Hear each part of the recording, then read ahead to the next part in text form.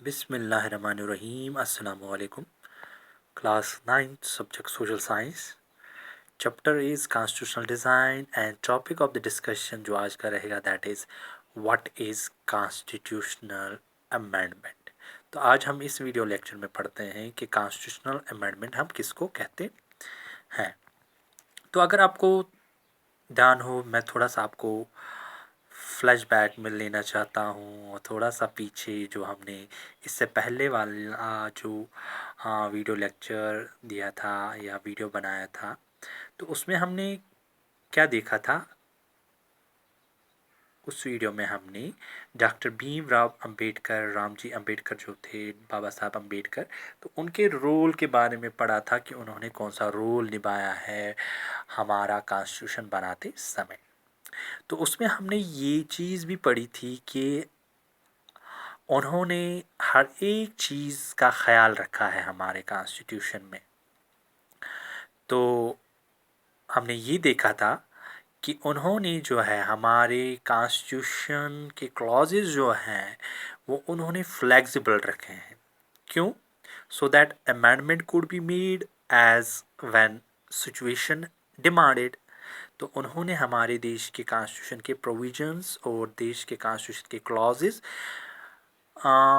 Flexible रखे हैं ताकि जो हमारे देश का कॉन्स्टिट्यूशन जो है ये स्टैटिक ना हो, ये वक्त के साथ कभी भी समय आगे आने वाले समय में कभी कभी भी जब यहाँ की जनता को या यहाँ के लीडर्स को ये लगे कि हमारे देश के कॉन्स्टिट्यूशन में कोई ऐसी चीज़ है जो अब हमारी सोसाइटी में फिट नहीं हो रही है या यहाँ के लोगों के एस्पिरेशंस के साथ वो रिफ्लेक्ट नहीं कर रहा है, हमारे जो आजकल के या मॉडर्न हम कह सकते हैं या वक्त के साथ जो भी लोगों के एस्पिरेशंस में चेंज जो आती है, तो वो अभी कॉन्स्टिट्यूशन में रिफ्लेक्ट नहीं हो रही है। तो उनको उस समय एक हम कह सकते हैं कि एक उन्होंने ऑप्शन दिया है कि आप देश के कॉन्स्टिट्यूशन को अपडेटेड रखने के लिए इसको समय के साथ साथ आप इसमें अमेंडमेंट कर सकते हैं।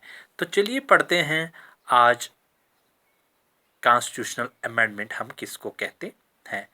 तो स्टार्ट करते हैं। The constitution of India is a very long and detailed document. जैसा मैंने आपको कहा है कि हमारे देश का कॉन्स्टिट्यूशन जो है बहुत ही लंबा और डिटेल्ड डॉक्यूमेंट है। तो इसमें बहुत सारे प्रोविजंस हैं, बहुत सारे क्लॉजेस जो हैं। ये एक बहुत ही हम कह सकते हैं कि दुनिया का सबसे बड़ा कॉन्स्टिट्यूशन माना जाता है। So therefore it needs to be amended quite regularly to keep it updated। और इसीलिए हमें जो है इस कॉन्स्टिट्यूशन को अमेंड करना पड़ता है, चेंज करना पड़ता है समय के साथ साथ, ताकि हम इस कॉन्स्टिट्यूशन को अपडेटेड रख सकें। Next is that constitution makers felt that it has to, in accordance with people's aspiration and change in society, they did not see it as an sacred, static and alterable law. So हमारे देश के constitution makers जो थे, specially अगर हम बात करें हमारे देश के कॉन्स्टिट्यूंट असेंबली के मेंबर्स या अगर हम बात करें ड्राफ्टिंग कमेटी के members under the guidance of the doctor Bhimrao Ramji Ambedkar के जो अंडर द लीडरशिप जो काम कर रहे थे, तो उन्होंने इस बात का ख्याल रखा कि हमारे देश का जो कॉन्स्टिट्यूशन बने वो ऐसा ना हो कि एक स्टैटिक हो, क्योंकि change is the basic law of the nature. समय के साथ साथ हमें इस डॉक्यूमेंट को, इस कॉन्स्टिट्यूशन को चेंज करना ही करना ज़रूरी है, क्योंकि जो आज से 70 साल से ज़्यादा हम कह सकते हैं कि समय हो गया हमारे देश के कॉन्स्टिट्यूशन को बनाए हुए। तो जो उस समय लॉज थे, जो उस समय हम कह सकते हैं एस्पिरेशंस थी लोगों की, तो हो सकता है कि समय के साथ साथ वो एस्पिरेशंस ना रहें या एस्पिरेशंस में चेंज हो जाए।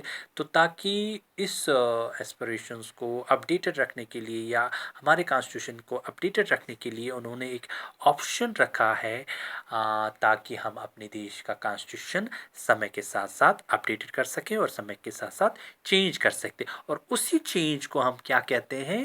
Constitutional amendment. अगर हम नेक्स्ट पॉइंट देखेंगे, so they made provisions to incorporate change from time to time. Indian Constitution has been called a living document because it can be changed according to the needs of the time. This change is called constitutional amendment. तो इसीलिए जैसा मैंने कहा था आपको इससे पहले के वीडियो लेक्चर में कि हमारे देश का कॉन्स्टिट्यूशन है एक लिविंग डॉक्यूमेंट है। एक लिविंग डॉक्यूमेंट किस लिहाज से, अगर हम देखेंगे कि हमारे देश का जो कॉन्स्टिट्यूशन है ये समय के साथ साथ चेंज हो सकता है, समय के साथ साथ इसमें हम अल्टरेशन ला सकते हैं, समय के साथ साथ हम इसको रिफ्रेश कर सकते हैं, समय के साथ साथ हम इसको अपडेटेड कर सकते हैं। और उस अपग्रेडेशन को या उस रिफ्रेशिंग को या उस चेंज को या समय के साथ साथ इसमें चेंज लाने को हम क्या कहेंगे, हम कहते हैं कॉन्स्टिट्यूशनल अमेंडमेंट। तो होप आपने जाना होगा कि कॉन्स्टिट्यूशनल अमेंडमेंट हम किसको कहते हैं। सिंपली अगर हम देखें कॉन्स्टिट्यूशन जो आज से 70 साल से ज़्यादा का पहले का बना है, तो उसमें जो उस समय के प्रोविजंस हैं या उस समय के क्लॉजेज हैं, जो लॉज हैं, तो वो समय के साथ साथ हमें उनमें ऑल्टर करना पड़ता है, समय के साथ साथ हमें उसमें चेंज लाना पड़ता है। और उस जब हम कॉन्स्टिट्यूशन में कोई चेंज लाते हैं तो उस चेंज को हम कॉन्स्टिट्यूशनल अमेंडमेंट कहते हैं। तो नेक्स्ट अगर हम देखेंगे the Indian constitution can be amended by a 2/3 majority of the members of the both the houses of the parliament। अगर हम देखें ये अमेंडमेंट जो हम कॉन्स्टिट्यूशन में करते हैं समय के साथ साथ, हमारे देश के कॉन्स्टिट्यूशन जो है डिटेल्ड है, बहुत लंबा है, बहुत हम कहेंगे इसे एक डिटेल्ड डॉक्यूमेंट है। तो इसको अपडेटेड रखने के लिए हम समय के साथ साथ इसमें स्लाइड चेंज लाते हैं और उन चेंजेस को हम कहते हैं कॉन्स्टिट्यूशनल अमेंडमेंट। लेकिन ये कॉन्स्टिट्यूशनल अमेंडमेंट जो है ये इजी, हम कहेंगे कि इजी प्रोसीजर नहीं है, बहुत ही ज़्यादा कठिन और बहुत ही ज़्यादा हम कह सकते हैं कि टफ काम है, बहुत ही ज़्यादा मुश्किल काम है कॉन्स्टिट्यूशन को चेंज करना या कॉन्स्टिट्यूशन को अमेंड करना। तो इसकी किस तरीके से, किस प्रकार से हम कॉन्स्टिट्यूशन को चेंज कर सकते हैं या इसमें थोड़ी सी अल्टरेशन या थोड़ा रिफ्रेश करने के लिए हमें क्या करना पड़ता है। तो जानिए कि कॉन्स्टिट्यूशन जो मैंने कहा को चेंज करना, अल्टर करना इजी बात नहीं है।